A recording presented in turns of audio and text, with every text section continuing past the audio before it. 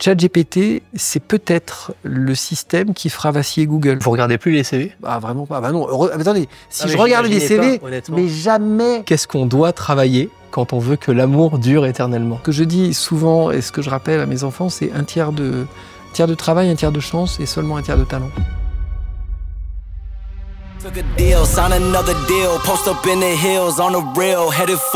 Aujourd'hui, je suis à Paris, tout près du siège social du groupe Bouygues.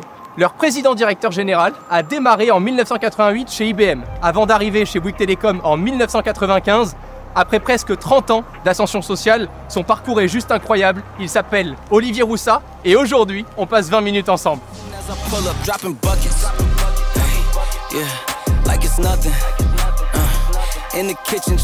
Bonjour Olivier Roussat, enchanté, vous allez bien? Bonjour. Merci beaucoup de nous accueillir. Aujourd'hui, je passe 20 minutes avec Olivier Roussat, le PDG du groupe Bouygues, pour en savoir plus sur sa vie en tant que président-directeur général d'un groupe qui compte plus de 200 000 employés, mais aussi en tant qu'homme qui a connu l'arrivée d'Internet, les réseaux sociaux et maintenant l'intelligence artificielle et même les fusées qui réatterrissent toutes seules. On a parlé de sa vision, de sa vie, de ses réussites et aussi de ses échecs. Ça vous fait peur ? Justement, l'arrivée massive de l'IA, les crypto-monnaies qui explosent, ou encore des personnages comme Donald Trump ou Elon Musk. Une technologie, quand elle arrive, normalement, il faut un certain temps pour la rendre en production dans les grands systèmes d'entreprise. L'IA générative donc, est arrivée fin 22. Fin 23, vous aviez un système d'IA générative implémenté sur les postes des conseillers de clientèle de Bouygues Télécom en production, qui vous permet d'écouter à la volée toutes les discussions que les conseillers ont avec les clients, qui vous propose automatiquement un résumé qui est écrit dans la fiche client. Une technologie qui en un an devient une technologie de masse utilisée par 5000 personnes dans l'entreprise d'un coup, ça c'est un truc qui est extrêmement rare. Ça signifie que c'est quelque chose d'extrêmement puissant puisque c'est utilisé extrêmement rapidement. Et ça, c'est pas la normalité. La normalité, vous avez un décollage généralement assez progressif. Et là, d'ailleurs, je connais pas les chiffres d'adoption de la technologie quand on les compare avec les différentes tailles d'applicatifs qu'on a vus dans les réseaux sociaux, la façon dont ils étaient adoptés. Mais c'est un mouvement d'une puissance folle et qui évolue en plus extrêmement rapidement. Non seulement c'est quelque chose qui bouleverse la façon de travailler, mais on voit qu'on est en train de le raffiner. Maintenant, l'IA sait lire des tableaux, elle sait lire des dessins. Au début, elle savait lire que des textes, et elle est capable d'en tirer énormément de conséquences dans la façon de travailler. Vous l'utilisez ?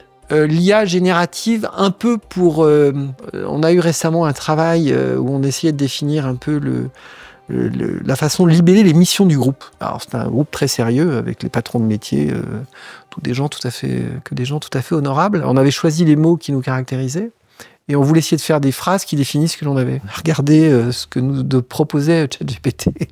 Et finalement, c'était pratiquement la meilleure proposition qu'on ait eue. Incroyable. Alors que ça faisait une demi-heure qu'on était en train de dire non, mais on pourrait le dire comme ça et pas comme ça. Et donc, c'est quand même un truc d'une grande puissance. Moi, j'ai vécu une société qui s'appelait Nokia, qui était un très très grand leader mondial, qui était d'une arrogance certaine, qui finalement a été balayée avec l'arrivée d'Apple, qui a fait littéralement disparaître ce qu'était Nokia. BlackBerry avant aussi. BlackBerry, qui était une boîte pareille, qui était une boîte du Nord du Canada, qui était quand même pas super facile d'un point de vue commercial, qui avait vraiment le sentiment qu'il y avait qu'eux qui pouvaient décider de choses. ChatGPT, c'est peut-être le système qui fera vaciller Google, qui est un monstre Google, enfin un monstre au sens négatif, mais au sens d'une énorme société avec un niveau de profit assez fou. Et il n'est pas impossible qu'en termes de recherche, là où Google avait pris une position qui était absolument,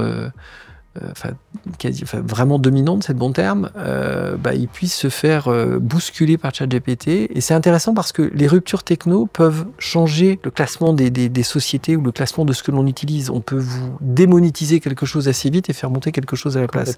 Alors que quand vous regardez Google et les revenus qu'ils génèrent et la masse d'argent qu'ils disposent pour savoir réinvestir partout, vous dites c'est une boîte, elle est là pour 1000 ans. Parce que elle a un quasi-monopole sur ce qu'elle fait. En fait, un truc comme ChatGPT, ça peut être un vrai talon d'Achille qui vous change le ranking mondial de ce qui se passe. C'est intéressant parce que finalement, il n'y a pas de situation qui soit obtenue et qu'on puisse garder forever. C'est plutôt rassurant. Vous vouliez faire quoi quand vous étiez petit ? Quand j'étais petit, j'ai hésité entre 3 métiers. J'ai fait le parcours qui me permettait d'intégrer l'armée de l'air, l'école de Salon de Provence, et donc j'avais fait tout un tas d'examens à l'hôpital Lavéran de Marseille. Et puis j'ai fait des tests, enfin différentes choses qui faisaient que je pouvais rentrer dans cette formation. J'avais hésité ensuite à faire médecine. Et le troisième métier que j'imaginais, mais qui n'était pas nécessairement ma première priorité, c'était effectivement faire une école d'ingénieur. Mon premier choix était initialement vraiment l'armée de l'air pour faire pilote de chasse. Et puis finalement, je me suis rabattu sur ingénieur. Et je me suis retrouvé à Lyon en 82 pour faire l'INSA de Lyon. C'est un métier qui me fascinait aussi beaucoup, pilote d'avion de chasse. Ah, c'était un truc, moi je suis de la génération Top Gun, hein. Donc on avait tout ce que ça véhiculait. Votre carrière a démarré chez IBM en 1988, presque 10 ans avant l'arrivée de Google. Aujourd'hui, le monde presque entier est connecté.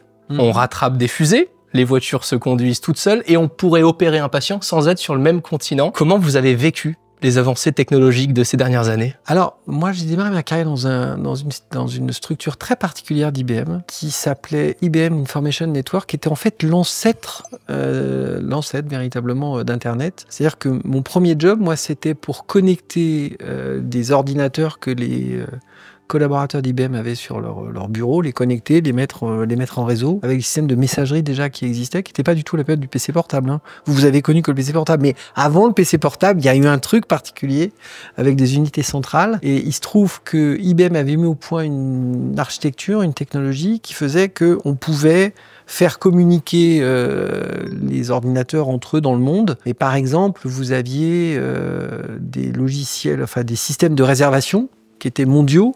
Et donc moi, mon travail, c'était de faire marcher ça sur la partie française et puis j'avais une patte sur les systèmes européens. Quand je suis passé chez Bouygues Télécom pour venir dans les télécoms de Bouygues Télécom, 1995, c'est ça? Mai 95, je suis venu plutôt sur un coup de tête fondamentalement, et je suis arrivé avec derrière moi déjà quelques années, 7 années, qui étaient consacrées déjà à tout ce monde de l'Internet. Et moi, j'ai vécu l'arrivée d'Internet lorsque IBM avait commencé à prendre ce virage, tout à fait au début. C'est-à-dire les premières choses, on avait dû les équiper en 92 ou 93, où on vendait des premiers PC, le PC comme il existait avant, hein, pas le laptop, hein, le PC IBM. On avait commencé à faire ces connexions Internet qu'on faisait avec un modem RTC dans lequel on se connectait. Et donc quand je suis arrivé ici, j'avais malgré tout une continuité dans la partie technologique de réseau. Et puis au fil du temps, évidemment, les choses se sont perfectionnés, et je pense qu'avec ce qu'on est en train de connaître, avec tout ce qui est en train de se faire dans la révolution de l'IA, on va en parler. On est vraiment devant un truc qui va être massif, vraiment massif, beaucoup plus massif que tout ce que j'ai connu. Vous pouvez nous raconter l'histoire de pourquoi vous êtes arrivé chez Bouygues Télécom et vous avez quitté IBM, et qu'est-ce qui s'est passé à ce moment-là? Moi, j'avais une carrière chez IBM qui a démarré donc en août 88, et j'ai eu pas mal de chance en fait. J'ai eu une évolution finalement assez rapide chez IBM. J'avais été à un moment donné le plus jeune manager, ce qu'on appelait un first line manager, c'est-à-dire quelqu'un qui encadre. À l'époque, je devais avoir, je sais pas, une quinzaine de personnes, peut-être une vingtaine. J'avais eu ça au bout d'à peu près 18 mois. D'accord. Et puis j'ai été monté assez rapidement. J'avais eu ensuite ce qu'on appelle second line manager, c'est-à-dire j'étais un manager de manager. J'ai quitté IBM France en mai 95 pour rejoindre IBM Europe. Quelques mois avant, la femme que j'avais rencontrée, qui allait devenir mon épouse, a eu des problèmes chez IBM, en fait très concrètement un problème de harcèlement. On est en 95, il n'y a pas MeToo, et donc il s'est passé ce qui se passait à l'époque, c'est-à-dire qu'elle a dû quitter l'entreprise, et j'ai considéré que dans ces conditions, je devais partir. Donc je suis parti assez vite, et j'ai quitté l'entreprise le lendemain. Et je suis arrivé chez Bouygues Télécom tout à fait à la base de Bouygues Télécom, puisque j'ai démarré avec une équipe de 6 techniciens de maintenance, donc c'était vraiment au début, et en bas. Bon, après j'ai eu de la chance, hein, il faut beaucoup de chance, moi j'en ai eu beaucoup. Beaucoup de travail. Oui, mais il faut de la chance. C'est quoi qu'il faut d'abord, la chance ou le travail? Il faut. Alors dans l'ordre, je crois, il faut un tiers d'engagement, un tiers de travail. Ce que je dis souvent et ce que je rappelle à mes enfants, c'est un tiers de travail, un tiers de chance et seulement un tiers de talent. N'allez pas imaginer que votre talent vous permet de réussir tout seul, ça suffit pas.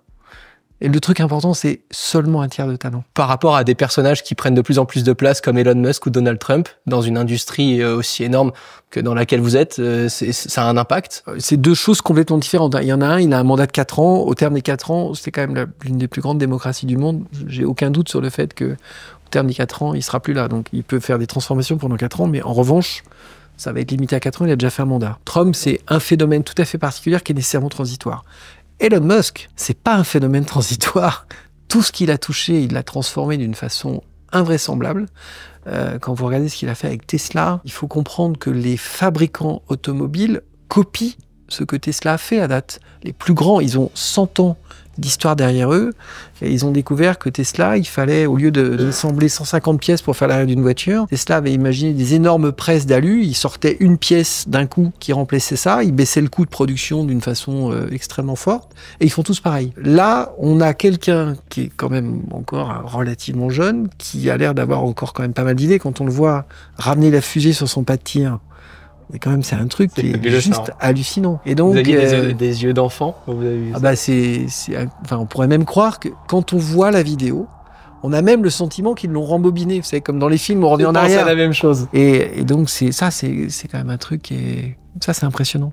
Et ça va durer longtemps, ça, par contre. J'ai de plus en plus peur de grandir, d'être dépassé. Est-ce que vous l'êtes parfois? Il y a un phénomène qui existe, ce qui est clair, c'est que la vitesse d'évolution, le changement est beaucoup plus rapide qu'il n'était. Moi, quand j'ai commencé à travailler, les gens trouvaient que les choses allaient plus vite qu'avant. Sincèrement, à l'heure actuelle, ça va beaucoup plus vite que quand j'ai commencé à travailler. Mais en revanche, dans la mesure où vous baignez dans un système qui va de plus en plus vite, bah, vous vous adaptez en fait. Et dans 20 ans, vous vous direz, oh là là, ça va vraiment beaucoup plus vite que quand j'étais dans le bureau avec Olivier Roussat, 32 avenue Hoche, en 2024. Mais parce que c'est naturel et on a... Regardez ce qu'on vient de se dire sur l'évolution de ce qui s'est passé sur les crypto-monnaies, le fait d'avoir une IA générative qui vous change votre vie, les choses vont vraiment beaucoup plus vite. Et les mises en connexion qu'on a permis, le partage de connaissances qu'on a rendu possible avec tout ce que fait Internet, tout ce que font les réseaux sociaux, ça nous permet d'aller encore plus vite dans la prise de nouvelles connaissances et finalement dans le fait de pouvoir inventer de nouvelles choses. Donc ça n'ira que plus vite, c'est sûr. Ça va pas ralentir. Ça ne peut qu'accélérer. Parce que vous pouvez rebondir sur plein de choses sur lesquelles on ne pouvait pas rebondir avant. Il y a des moments où vous dites non, ça c'est pour ces équipes-là. Moi, je vais pas y aller. Je comprends pas. Alors, il y a des trucs dans lesquels vous voulez pas rentrer. D'abord, des choses qui peuvent vous sembler assez futiles. Quand vous regardez, je sais pas combien de temps vous passez vous sur les réseaux sociaux, sur Insta ou sur TikTok. En moyenne, je pense que c'est à peu près 40 minutes par jour. Oh bah c'est pas mal. Seulement. C'est pas beaucoup. C'est pas beaucoup parce que quand vous voyez la façon dont l'écran a absorbé ce que les jeunes, notamment tous les jeunes ados peuvent faire sur un écran, vous avez quand même le sentiment que c'est peut-être tout de même légèrement futile, qu'on pourrait peut-être s'en passer. Moi, le job que je fais, c'est d'essayer de faire en sorte de garantir que s'il y a des choses nouvelles qui sortent, il faut qu'on sache les intégrer pour garder notre différenciation vis-à-vis de nos clients. Et si on ne sait pas faire ça, eh bien on se fera doubler par ceux qui auront vu ce que les nouvelles choses pouvaient apporter et qui ne l'auront pas intégré. Et je prends un exemple assez simple. Le virage de l'Internet a laissé sur le côté des gens qui ne faisaient pas l'effort de regarder suffisamment ce qu'ils pouvaient en faire. Et en fait, c'est tellement important dans les modes de fonctionnement qu'il vaut mieux se passer d'eux parce que sinon, parce qu'ils vont aller dans le mur en fait. Si vous êtes abonné au téléphone portable Bouygues, je vous signale que tout le système est en panne depuis 6 heures ce matin. Les abonnés Bouygues ne peuvent ni émettre ni recevoir d'appels. Une panne nationale. Sur tout le territoire, c'est l'ensemble du réseau de téléphonie mobile de Bouygues Télécom qui est en rade. En 2004, qu'est-ce que j'ai fait en 2004 ? Bouygues a vécu une panne de réseau 17 novembre 2004. Énorme, vous vous en souvenez, je pense que ça a marqué tout le monde. Pas mal, oui. C'est vous qui avez géré ça. Oui. Vous pouvez nous raconter ces 48 heures ? Alors, en fait, le réseau est tombé à 5h50 et on a redressé la situation. On a remis le réseau en place à 23h50 et quelques. En 2004, vous n'avez pas Internet comme on l'a aujourd'hui. Hein. Et donc, ceux qui rythment l'information, ce sont les radios, le journal de 13h, le journal de 20h et les journaux qui généralement sont... le texte est stabilisé à 22h. Concrètement, ça veut dire quoi ? Ça veut dire que quand on a notre panne, d'abord, on ne comprend pas au début ce qui se passe, parce qu'il faut quand même un peu de temps pour réaliser ce qui se passe. Au moment où on le réalise, moi je prends un certain nombre de décisions au milieu de la journée du 17 qui nous permettent de circonscrire le problème, c'est-à-dire il y avait une partie de nos clients qui ne se rendaient pas compte de ce qui se passait, qui avait le service correct. Et puis il y avait l'autre partie pour lequel on n'était pas capable de le rendre. Et en fait, on a passé le journal de 20h où on a expliqué aux gens que ça marchait pas. La publication des journaux a expliqué ceux qui étaient publiés le 18 que ça ne fonctionnait pas. Or, on avait remis en service le 17 à 23h50. Si bien que dans la perception de nos clients, Le 18, il y avait toujours un dysfonctionnement. Ça a été perçu comme étant 48 heures. Ça a duré déjà 19 heures, ce qui est considérable, mais voilà, ça a été un truc très spécial. C'est une période pour remettre absolument tout en ordre de marche, on a mis 72 heures. Et c'est une période sur les 72 heures, parce que moi, je suis quelqu'un qui me lève tôt, donc le 17, j'avais dû me lever comme d'habitude vers 5h, 5h30. En fait, entre le 17 et le 19 au soir, je n'ai pu dormir sur cette période que 8 heures, parce que c'était quand même assez prenant pour qu'on arrive à en venir au bout. Ça a été... Alors en fait, le paradoxe de cette situation, c'est que finalement, cette panne a été un accélérateur de ma carrière, ce qui est quand même assez peu intuitif, puisque en fait, la façon de gérer la panne a plutôt été considérée comme étant bonne, et elle m'a vraiment mis en visibilité. Je précise que les choix qui avaient été faits au préalable et qui avaient conduit à la panne n'étaient pas de mon ressort, j'avais été nommé après qu'ils aient été mis en place. Moi, je suis intervenu uniquement pour essayer de balayer le truc et de le faire marcher mieux. Il y a eu un autre moment marquant que j'ai beaucoup retenu, c'est l'arrivée de Free Mobile comme nouveau concurrent.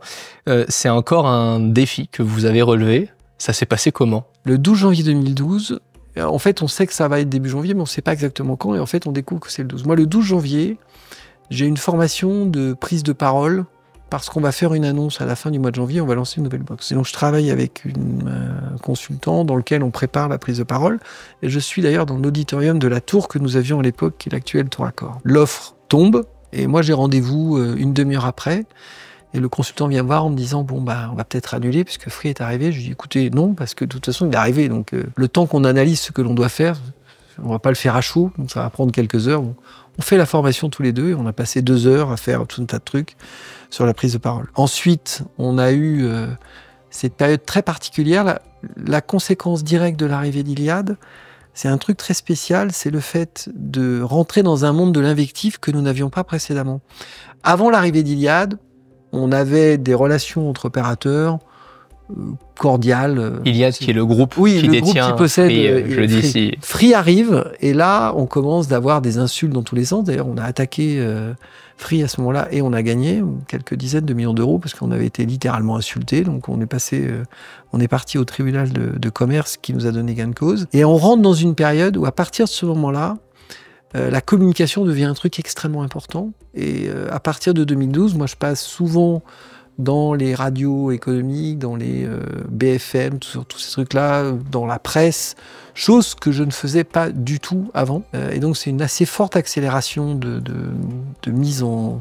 pour essayer de défendre l'entreprise et de défendre les collaborateurs. Le point culminant de tout ça, c'est 2014, juin 2014, dans lequel au final on fait le constat que on ne parvient pas à restaurer la compétitivité de l'entreprise naturellement, et on est obligé de faire un plan social assez gros, très très significatif, puisqu'on a enlevé à peu près 30% d'effectifs d'un périmètre donné. C'était 1000 au total, c'était 1500 personnes. Et c'est seulement après ça que l'entreprise repart et peut finalement restaurer ses marges, et redevenir compétitive et redevenir agressive, avec un point de passage que l'on a en 2013, quand on lance en octobre 2013 la 4G, qui est aussi un moyen pour nous de retrouver la compétitivité. Beaucoup d'entrepreneurs sont CEO de leur boîte, et pourtant beaucoup de CEO ne sont pas entrepreneurs. Est-ce que dans une autre vie, vous auriez aimé être entrepreneur? Je pense que j'étais pas fait pour ça. C'est pas mon talent, ça. Comment on le détecte? On va prendre un exemple assez simple. Vous sortez d'école comme moi, et en fait, moi, quand je sors d'école, je peux pas me permettre de ne pas gagner ma vie instantanément avec une certaine sécurité. Je sors de l'école, j'ai fait comme on faisait à l'époque, j'ai fait un prêt étudiant pour m'acheter ma voiture. Donc j'ai des choses à rembourser, j'ai un loyer à payer, donc je peux pas prendre le risque de me trouver où j'ai pas d'argent et donc j'ai personne derrière. Et donc je rentre dans une entreprise et je fais des choses, et finalement, moi, mon talent, c'est de savoir gérer des organisations, faire travailler des gens ensemble, savoir saisir les opportunités. Voilà, c'est ça que je sais faire. La dimension supplémentaire qui consiste à savoir partir complètement de zéro, je crois que j'ai pas ce talent-là. Donc ça, c'est un entrepreneur qui sait le faire. Mais vous avez des entrepreneurs qui ne sont pas capables d'être CEO d'une grande société parce que ils ne savent pas suffisamment comprendre qu'il faut accepter de partager et déléguer pour que ça fonctionne, et ils sont freinés dans leur ascension pour ça. Moi, ça, c'est un truc qui me pose zéro problème. Je sais déléguer sans aucun souci. C'est important de comprendre que avoir des gens meilleurs que vous, avec vous, c'est ce qui vous permet de croître et de monter. Parce qu'ils vous poussent, en fait. Mais ils vous poussent pas pour prendre d'autres places, ils vous poussent parce qu'ils vous font grandir. Vous nous avez partagé, et merci pour ça, la rencontre avec votre épouse lorsque vous étiez chez IBM. Moi, j'ai rencontré ma femme très jeune. On a des vies qui sont très actives tous les deux. On voyage beaucoup. Alors, je voulais en profiter pour vous demander qu'est-ce qu'on doit travailler quand on veut que l'amour dure éternellement? Une chose assez simple, tout faire pour ne pas avoir de routine. Mais si effectivement vous êtes l'un et l'autre sur des sujets très différents, très effervescents, normalement vous ne devriez pas l'avoir. Mais ce dont je suis convaincu, c'est que les histoires durent, non pas parce qu'on est trop loin, mais parce qu'on est trop près. Et donc c'est important de garder son biorhythme en fait, et de garder ce qui vous fait ce qui vous motive. Moi, je vais vous donner un exemple très simple. Moi, je suis quelqu'un qui me lève très tôt. D'accord. Vers 5h du matin. Et moi, j'aime beaucoup marcher. J'aime beaucoup, mais pas marcher en groupe. Moi, mon plaisir, c'est de me balader. Dans ma vie professionnelle, tout est planifié par quelqu'un. Moi, mon agenda, il est fixé dans certains trucs 6 mois à l'avance. Donc, ma vie professionnelle, on a toujours décidé pour moi ce que je faisais quel jour, à telle heure. Alors, s'il y a bien un truc dont j'ai une sainte horreur, c'est que quand je suis pas au travail, il y a quelqu'un qui décide pour moi ce que je vais faire. Parce que toute ma vie, on a décidé pour moi. Et donc voilà, ce qui est important, c'est de garder chacun son biorhythme et ses activités, de vivre son rythme. Et on peut avoir un rythme qui est différent de l'autre, c'est pas grave. Chacun son rythme. Ça n'empêche pas de se retrouver. Trop intéressant. Merci d'avoir partagé ça. Ça me fait comprendre beaucoup de choses auxquelles je croyais déjà en partie. On m'a souvent dit qu'il fallait savoir faire avant de déléguer. Ça, c'est vrai, oui. Ouais, mais comment vous faites, en fait? Parce que Bouygues, aujourd'hui, c'est Bouygues Construction, Bouygues Immobilier, Colas, Equans, oui. Bouygues Télécom, le groupe TF1 qui est là. C'est bien pour ça que je vous dis, ça n'est pas l'important, c'est de ne pas savoir faire, c'est de comprendre ce qu'ils font et de comprendre pourquoi ils le font. Mon job, il se résume finalement, et d'ailleurs, il tient sur... C'est vrai que c'est une bonne question, c'est quoi votre job? Ah bah, je vous montrerai ma description de job, vous allez voir, j'ai un petit post-it qui va vous montrer ce que c'est mon job. Vous l'avez là? Oui. Je viens le voir. Je suis curieux. Vous allez être déçus, hein. Vous attendez probablement un truc beaucoup plus grand. Non. C'est ça, c'est à la suite de l'entretien que j'avais avec Martin, parce qu'on est resté 3 heures ensemble, voilà ce que j'ai noté. Avoir une opinion sur les hommes au sens majuscule, c'est-à-dire les principaux managers de Colas, de Bouygues Construction, de Bouygues Télécom, ne jamais faire à la place d'eux, imaginer le futur avec eux et empêcher les développements stupides. Voilà, ça s'appelle les principes de base de mon travail, c'est ça mon travail, c'est que ça. La compréhension, il faut surtout pas vouloir le faire à la place de ceux dont c'est le métier, parce que généralement, ils le font quand même beaucoup mieux que vous. Et avec tout ça, qu'est-ce qui fait finalement l'identité d'un groupe comme Bouygues? Ça, c'est un sujet sur lequel, justement, on travaille beaucoup. C'est en fait des valeurs communes que nous avons. Et alors, dans le rôle que j'ai, il y a la diffusion des valeurs du groupe et le rappel des valeurs du groupe. On a 3 choses qui sont extrêmement fortes chez nous. La première, c'est un respect profond des collaborateurs, parce que notre groupe n'est que un groupe de services dont les résultats sont le fruit du travail que font nos collaborateurs. Le deuxième sujet, c'est une façon, on a une prudence financière extrêmement forte, avec une volonté de toujours détenir notre futur entre nos mains et de faire en sorte d'avoir le moins recours possible aussi au système de dette, pour être certain que c'est nous qui décidons de faire et c'est pas la banque qui nous impose de le faire. Et le troisième sujet, c'est développer une culture de l'éthique extrêmement forte, parce que nous sommes dans des zones du monde où parfois on peut avoir des problèmes de demande de corruption ou de choses comme ça, et on préfère quitter les territoires que de rentrer dans ces systèmes. Voilà, ces 3 choses-là, moi, je passe mon temps à les répéter. Je fais des visites. Je serai à Hong Kong ce week-end, par exemple, pour rappeler à chaque fois des principes de respect des personnels que l'on a. Quand on parle de projet, on parle avant tout d'idées. Oui. Comment est-ce qu'on transforme une idée en projet? Je vais vous donner un exemple. Quand j'étais chez Bouygues Télécom, une fois où j'étais au Japon, mon dernier rendez-vous de la journée, j'avais rencontré des startups. Et le dernier rendez-vous de la journée, ça avait été... quelqu'un qui est arrivé, qui avait une clé USB un peu grosse. C'était une clé HDMI avec une espèce de mobile qui était connecté à la HDMI. Et il avait inventé une espèce de set-top box pour regarder la télévision, la fameuse box que vous mettez devant la télévision. Il est arrivé avec un truc très différent, qui avait une particularité. Comme le hardware était un hardware de mobile, c'était un hardware extrêmement bon marché. Et comme c'était Android, la totalité du soft est développée par Google. Donc ça vous fait un rapport qualité-prix infini quand vous voulez l'adapter chez vous. J'arrive et j'explique aux équipes Télécom, je reviens et je leur dis, écoutez, j'ai vu un truc, franchement, ça vaut le coup de l'implémenter. Je leur explique visiblement pas très bien, puisque personne ne comprend l'intérêt de le faire. Et pour réussir à les convaincre, j'avais une petite équipe qui pouvait faire des prototypes. Je leur ai fait développer ce qu'on avait appelé la Hugo Box. C'est une petite boîte carrée, toute petite, grosse comme un paquet de cigarettes. Je leur ai distribué en leur demandant de le mettre chez eux sur une télé qui n'avait pas de set-top box. Ils ont compris ce que je voulais dire. Et c'est comme ça que nous avons abandonné le développement propre de nos box pour utiliser des box à base Android, ce qui est toujours le cas aujourd'hui. Et en fait, la difficulté pour pouvoir faire passer une idée qui va se matérialiser pour en faire un vrai produit, c'est de réussir à faire comprendre, à faire visualiser ce que l'on imagine. Et c'est pas évident, parce que vous utilisez peut-être pas les bons mots pour le faire. Et en conséquence, on a un bureau à l'heure actuelle à San Francisco qui fait de la veille. Et chaque fois, je leur dis, écoutez, quand vous avez vu un truc important, filmez-le et envoyez ce que vous avez mis. Parce que quand vous l'expliquez, il y a quand même de bonnes chances qu'on ne mette pas derrière les mots ce que vous avez voulu y mettre. Et on va pas comprendre ce que vous nous dites. Et ça, c'est la force de l'image, en fait. J'avais envie de parler d'ascenseur social aussi, parce que Ouais. votre carrière est un super exemple pour ça. On a parlé de Xavier Niel, pour qui ça compte aussi énormément, cet ascenseur social. Comment on fait pour qu'il reste en vie au sein d'un groupe de 200 000 collaborateurs comme le groupe Bouygues? Ils pourront pas tous être à votre place? Ah bah non. Alors en plus, vous avez parfois des super mauvaises nouvelles. Moi, quand j'ai été nommé patron de Télécom à 43 ans, je savais le bouchon que ça constitue pour ceux qui sont derrière. On a une pratique importante chez Bouygues. On ne considère pas les individus en fonction de leur école. On les considère en fonction de leurs valeurs. Vous avez des gens qui ont le bac et qui sont d'excellent niveau et qui seront infiniment meilleurs qu'un polytechnicien. Vous regardez plus les CV? Ah, pour les évolutions des gens, ah non. Ah vraiment pas. Bah non. Attendez, si Ah, mais je regardais les j'imaginais CV, pas, honnêtement. mais jamais, on Ah, va mais pas voilà. déterminer Ouais, la vie de quelqu'un Bien sûr. à partir d'un concours qu'il a fait à 18 ans quand même. Et heureusement, parce que sinon, j'aurais jamais eu le job que j'ai, je peux vous dire. Heureusement que le monde n'est pas prédestiné, sinon ce serait désolant. Mais d'ailleurs, moi je connais quelqu'un qui a quitté l'école à 16 ans, qui a bâti sa chaîne YouTube, qui a 28 ans et qui a une super réussite. Très bonne vanne, elle est parfaite. Et donc, Elle est non, très, mais très ça bien démontre placée. bien, et heureusement que c'est comme ça. Ce serait terrible sinon, ce serait triste. Ça, c'est un des trucs que moi j'avais connu aussi chez IBM. Chez IBM, j'avais un patron américain à un moment donné qui voulait recruter une personne. Et il avait en face de lui 2 personnes. Une personne qui avait fait HEC et une personne qui avait fait une université. Et lui, il était américain de Floride. Franchement, HEC, il savait pas ce que c'était. Alors, si on avait regardé le papier dans une boîte normale, on dirait, prends celui d'HEC. Il m'avait dit, mais dans les caractères, dans la façon de se comporter, je vais prendre l'université. Elle est quand même beaucoup mieux. Hein.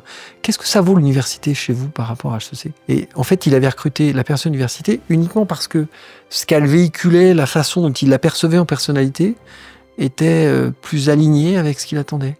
Le capital social est important. Parfois. Quand vous dites capital social, vous pensez à quoi? Ce qu'on transmet, l'éducation qu'on a reçue. Non, non, il faut pas. Ah non, heureusement que non plus. Enfin, non, si ça c'est vrai, et il y a des boîtes dans lesquelles c'est vrai, vous êtes complètement monoculture avec des gens qui sont tous pareils, bah ça c'est pas nous. Nous on n'est pas comme ça. C'est très bien assis d'ailleurs. Parce que sinon vous n'avez pas de diversité, vous n'avez pas de diversité de point de vue. Non, il faut. Enfin, ça c'est profondément un truc auquel C'est l'erreur que j'ai fait à mon niveau avec ma chaîne YouTube au début, c'était de vouloir des gens comme moi. Et ça marchait jamais. Et quand j'ai commencé à rencontrer des personnalités complètement différentes, là, ça a pris parce qu'en fait, on bossait de façon complémentaire. Donc, c'était intéressant. J'ai lu aussi que vous étiez de nature impatiente. À trait. C'est pour ça qu'on m'appelait Lucky Luke. Avec 200 000 personnes. Ça se caractérise comment tous les jours? Rien. Ah non, non, mais moi, ça me rendrait fou. Ça change pas, ça. Non, ça, on peut pas. Comment vous le vivez du coup au quotidien et à quel moment vous arrivez à passer outre ou à... Je vais vous dire. Comment ça, moi, j'ai plein de présentations dans une journée où on me présente il y a plein de gens qui viennent me présenter des choses. Et vous avez des gens qui vous font le plan de ce qu'ils vont vous présenter. Et je dis, mais on va la faire, avec la presse? Avec Arrête. la presse, il lit la presse? Et donc, va directement. Et moi, je tourne les pages. Enfin, je suis d'une nature extrêmement impatiente. Alors ça, j'essaie de faire gaffe parce que c'est extrêmement frustrant pour quelqu'un qui a travaillé des slides, qui s'est embêté à passer des heures pour essayer de vous faire passer une idée. Il est en face de vous, il dit, oh non, mais j'ai lu ton truc, c'est bien, mais va directement à la slide 10, on va faire la conclusion. Ça peut être pratique pour moi, mais c'est incroyablement pas sympa pour celui qui a fait le travail. Vous Donc êtes ça, encore... J'essaye vraiment d'éviter. Ben, je le fais quand même un peu, mais j'essaye d'éviter. Vous êtes encore pour les slides? Oh, j'ai lu Perfect Pitch, qui est un livre assez intéressant. Nous, on a une pratique pour un sujet donné qui est assez compliqué. C'est arrangez-vous pour que ce que vous avez à m'expliquer, ça tienne sur un 21-29-7 recto verso.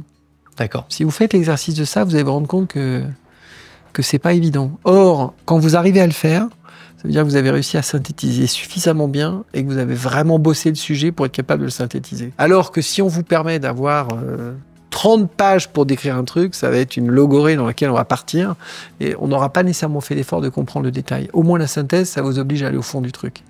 Et ça fait gagner du temps à tout le monde, donc c'est très bien. On me dit souvent qu'on apprend plus aussi de ses erreurs que de ses réussites. Ça, définitivement. Quand on lit sur vous, on voit quand même beaucoup de réussites par les médias. Non. C'est quoi justement? Non, moi j'ai... C'est quoi les erreurs qui vous ont marqué et desquelles vous avez Quand je vous appris? dis qu'il faut de la chance, d'abord moi des erreurs j'en ai faites. Alors l'idée c'est quand même d'essayer de faire plus de réussite que d'erreurs. C'est la base et d'éviter surtout de faire 2 fois la même si c'est possible. Parce que ça par contre c'est plutôt criminel. Mais en revanche, dans ma carrière, moi, s'est faite sur des choses qui dysfonctionnaient. Donc, l'échec n'est pas un problème. Ce qui est essentiel, c'est qu'on tire parti de ce que l'on a appris. Et l'échec est indispensable. Si vous n'avez pas d'échec, ça signifie que vous avez une idée complètement fausse de ce qu'il faut faire. Et le jour où vous avez un imprévu, vous comprenez pas ce qui vous arrive. Donc, c'est important de prendre des baffes. C'est essentiel. Il y en a un qui vous a marqué? Oh non, j'en ai pris suffisamment souvent. Moi, j'ai commencé de travailler très très tôt, quand j'étais gamin, mais vraiment très tôt. J'ai fait plein de jobs manuels, des trucs un peu compliqués. J'avais eu des patrons qui étaient incroyablement chiants. Je me souviens à un moment, j'avais un job où parfois je me faisais engueuler au téléphone, donc la personne appelait, elle disait, ouais, vous n'avez pas fait ça. Et donc je laissais le téléphone comme ça, parce que ça durait quelques minutes, et puis au bout d'un moment je disais, bon d'accord, entendu, puis je raccrochais. Et finalement, chaque fois, ça m'a quand même permis de me dire, bon, ouais, on va essayer de faire un peu différemment la prochaine fois. Et ça m'a fait beaucoup progresser. Donc sans erreur, vous ne progressez pas. Il faut des échecs absolument. Alors, il y a un truc dont je suis profondément convaincu. Vous ne pouvez pas être... vous pouvez pas gérer vous pouvez pas gérer une boîte uniquement avec des succès. Ça marche pas, c'est pas vrai. Ça, je crois pas. Ou alors c'est quelqu'un qui fait à votre place et vous êtes un looks-like, vous avez le sentiment que c'est vous qui décidez, mais c'est pas vous, mais ça fonctionne pas. Il faut avoir échoué, c'est important. Ça vous construit, ça vous apprend à résister au stress, ça vous apprend à reconnaître vos erreurs, c'est extrêmement positif. Ce qui est assez dommage d'ailleurs en France, dans le système éducatif tel qu'il est fait, c'est que quand vous voyez des profs, quand vous parlez de vos enfants, vous dites, oh là là, il y a ça qui va pas, il y a ça qui va pas. Vous faites la même chose dans un établissement anglo-saxon, vous dites, il est très fort là-dessus, très bon là-dessus. Ça, il va falloir qu'on progresse un peu. C'est pas grand-chose d'écart, hein, mais ça change tout pour celui qui reçoit l'info. C'est vrai. Enfin, moi, c'est ce qui m'a vraiment traumatisé et qui a fait que j'ai quitté très vite le circuit. Voilà. Moi, mes enfants, ils n'ont pas fait le système français, ils ont fait un système anglo-saxon. Quand on voyait les profs, ce qui n'allait pas, c'était comme en France, il y avait bien des choses qui n'allaient pas. Mais la façon qu'ils avaient d'exprimer, c'était yes you can. Vraiment. C'est de vous rappeler du truc d'Obama, là, c'était son claim, là, yes you can. Et ça part du principe que vous êtes tombé, vous allez vous relever et que vous pouvez faire les choses. J'aime. Quand on démarre une entreprise aussi jeune, mécaniquement, on prend des baffes. Hein. Et ça enrichit énormément, n'est-ce pas? C'est presque les moments que je préfère. Moi, je me demande c'est quoi la prochaine parce que je sais que j'apprends énormément. Après, c'est quelque chose qui me tient aussi à cœur et je pense que j'ai compris assez tôt ce principe-là. Mais c'est chouette, je suis content qu'on puisse le transmettre. Si je peux vous laisser 30 secondes, regardez cette caméra pour partager vos meilleurs conseils et motiver cette personne qui nous écoute, qui recherche peut-être le poste de ses rêves ou qui débute dans sa vie professionnelle. Non, d'abord, la réussite dans un job, c'est pas quelque chose qui est lié uniquement, elle n'est pas que liée à vous. La réussite, c'est la somme de ce que l'on sait faire et de la façon dont on interagit avec son environnement. Alors il y a des fois ça marche, et tant mieux. Il y a des fois ça marche pas. Ce qui est important de comprendre, c'est que si ça marche pas, ça veut pas dire qu'on est nul. Ça veut dire que l'interaction qu'on a avec son environnement, elle ne marche pas. Ça peut venir un peu de vous, ça peut venir aussi beaucoup de l'environnement, et donc c'est important de garder espoir et de se dire bon, c'est pas ici que je vais faire les choses, je les ferai ailleurs, et donc on part de l'endroit où on est et on redémarre ailleurs. Et il y a trop de gens qui ont le sentiment que parce que ça marche pas, ils sont bons à rien, ils vont pas y arriver. C'est pas ça la raison. La raison, c'est que c'est juste pas bon dans l'interaction qu'on a avec son environnement. Merci infiniment. Bonne chance. Merci Olivier Roussat, merci beaucoup. J'étais ravi de pouvoir être là, ici avec vous. Don't ask me why again, we tried again and didn't feel the same. The plans was fucking up the diagram. Winter overseas, I got some bags that need acquiring. We used to get cash, the checks bigger so they wire them. Plug talk, fuck the middleman, bring the supply.